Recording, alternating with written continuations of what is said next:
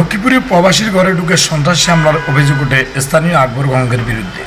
লক্ষ্মীপুর পৌরসভার ৬ নং ওয়ার্ডের ইরাক প্রবাসী আবুল বাবাসারের ঘরে সন্ত্রাসী হামলার অভিযোগ পাওয়া যায়। উক্ত ঘটনার জেরে প্রবাসীর স্ত্রী সানজিদা আক্তার বাদী হয়ে আকবর হোসেন, আবুল কালাম, কামরুল হোসেন, সর্বপিতা মনসুর আহমদ এবং ইমন হোসেন মহিম উভয় পিতা আবুল কালাম আরও অজ্ঞাত ৪-৫ জনকে বিবাদী করে লক্ষ্মীপুর সদর মডেল থানায় অভিযোগ দায়ের করেন। তারা সবাই লক্ষ্মীপুর পৌর ৬ নং ওয়ার্ডের বাসিন্দা। সানজিদা আক্তার জানান, ছেলের বউ ও প্রেগনেন্ট অবস্থা, ওকে মারধর এভাবে এলে ফাটারি মারধর দিছে, আমাকে দিছে, আমার ছেলেকে দিছে। আমার চুল এভাবে চুল ছাবি ধরে ঘরের দরজার ভিতর থেকে বাইর করে আনি আমার গার উপরে উঠি, আমার জামা কাপড় সব চিরে গেছে। আমার ছেলের গলায় চাপাই এভাবে ধরছে। আমার ছেলে যখন এরকম চোখ মুখ খাড়া করে ফেলাইছে, 2 হাত এভাবে দিয়ে ফেলাইছে।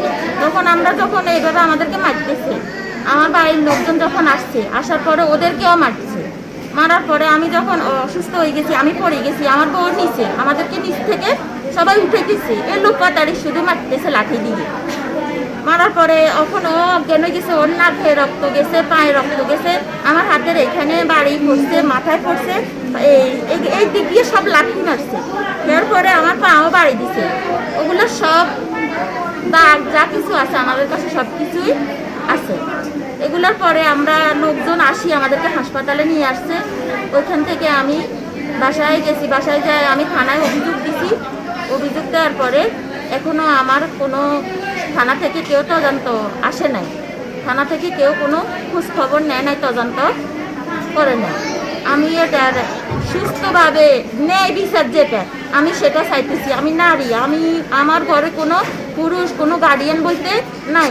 কেন কামরুল, আকবর, কালাম, ইমন, মোহন ওরা কেন লাঠি নিয়ে আসি আমার ঘরে? আমি মহিলার গায়ে এভাবে হাত দিল, আমার বউয়ের প্রেগনেন্ট অবস্থা, ওরা এত এলো ফাটারি কেন মারলো?